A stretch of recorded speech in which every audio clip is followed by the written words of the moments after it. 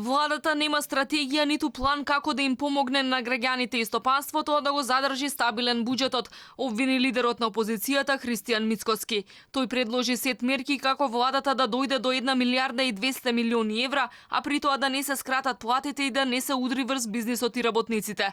Тврди дека парите од најавеното задолжување од 600 милиони евра ќе бидат достапни најрано во мај. Па до тогаш, наместо Народната банка да издава благајнички записи, требало парите од банките да влезат во државната каса преку издавање на државни харти од вредност со рочност од 1 месец. За стабилна и навремена исплата на пензиите пак Мицкоски предложува од април средствата кои треба да се уплатат во вториот пензиски фонд да се пренаменат и да се уплаќаат во државниот пензиски фонд. Им порача на министрите да не креваат паника и да не соопштуваат дека немало пари за администрацијата.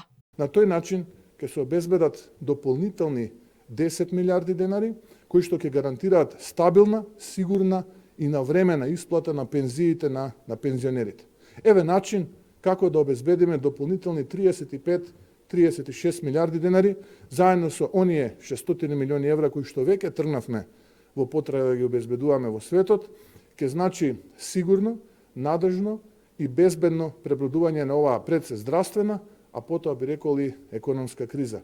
На обвинувањата на лидерот на СРСМ Зоран Заев дека ВМРО ДПМН предлага помош за фирмите за секој работник од 12.400 денари, а не минималец од 14.500 денари, Мицкоски вели дека тоа не е точно. Објаснува дека поддршката би била многу поголема.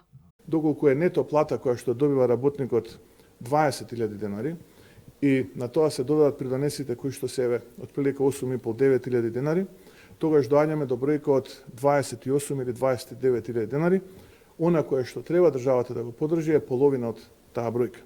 Доколку работникот има примање 30.000 денари, нето, и на тоа се додадат придонесите, тогаш доаѓаме до бројка од 43-44.000 денари. Тогаш нашиот предлог беше да државата субвенционира 50% од тие трошоци, а тоа е некаде околу 21.500, односно 22.000 денари. Економијата и се лизга од раце на власта, обвинува лидерот на ВМРО ДПМН.